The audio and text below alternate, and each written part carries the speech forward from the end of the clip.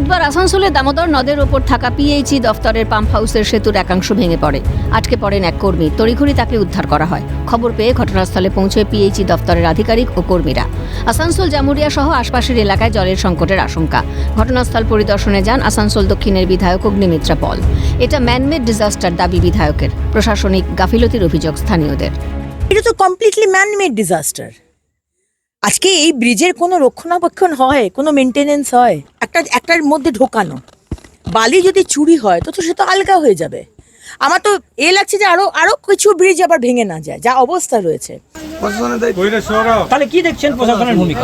প্রশাসনের তো কোনো এমনি এরকম যদি মেরামত করা হতো তাহলে জিনিসটা ঘটনাটা ঘটতো না। বাসিন্দাদের জন্য কর্পোরেশনের তরফে জলের ব্যবস্থা করা হবে বলে জানিয়েছেন আসানসোল পুরসভার তৃণমূলের বড় চেয়ারম্যান।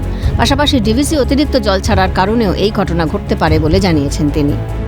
পড়েছে যে হিসাবে জল ছাড়ছে, আশা করছি এটা, কিন্তু আমার তো জানা নাই কি হিসাবে পড়ে গেছে। জল ছাড়ছে, হয়তো নিচের মধ্যে কোনো গন্ডগোল হয়েছে, সেই জন্য হয়তো পিলার ধসকে পড়ে গেছে। তো এখন আমাদের কর্পোরেশনের যেটা কাজ, মানুষকে জল দেওয়া, সেই ব্যবস্থাটা আমাদেরকে এখন করতে হবে।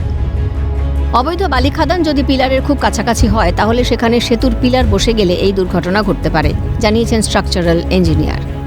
দেখতে হবে যে বালি খাদান, বিশেষত অবৈধভাবে বালি খাদান যদি হয়, নদী খাতের বালি সরানো হয় এবং সেই নদী খাতে থাকা বালি খাদান যদি ব্রিজের ভারবাহী স্তম্ভ, যেটাকে আমরা বলি পায়ার, তার যে ফাউন্ডেশন তার খুব কাছাকাছি অঞ্চল থেকে হয়, তাহলে সেখানে হাই চান্স যে ব্রিজের যে ভারবাহী পায়ার সেটা বসে যেতে পারে।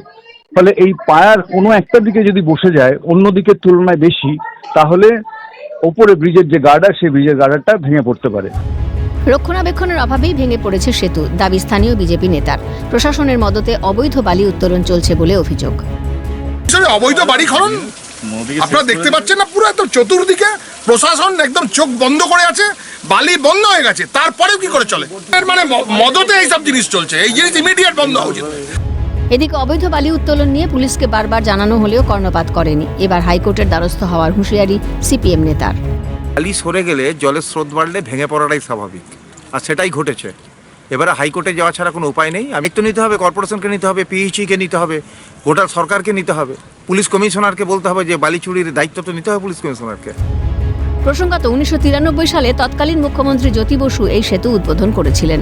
বহু পুরনো সেতু হলেও কেন কোনো রক্ষণাবেক্ষণ করা হয়নি, বারবার প্রশাসনে জানালেও কেন কোনো ভ্রুক্ষেপ নেই? বড়সড় দুর্ঘটনা ঘটলে সেই দায় কার, উঠছে প্রশ্ন। প্রশ্ন দাঁড়াচ্ছে, অবৈধ বালি উত্তোলন নাকি না মেরামতির অভাব, নাকি না পুরোটাই অবহেলা? উত্তর দেবে প্রশাসন, ভবিষ্যৎ বলবে কী কারণে এমন ঘটনা ঘটেছে। আসানসোল থেকে নীলাঞ্জন চট্টোপাধ্যায়, ক্যালকাটা নিউজ।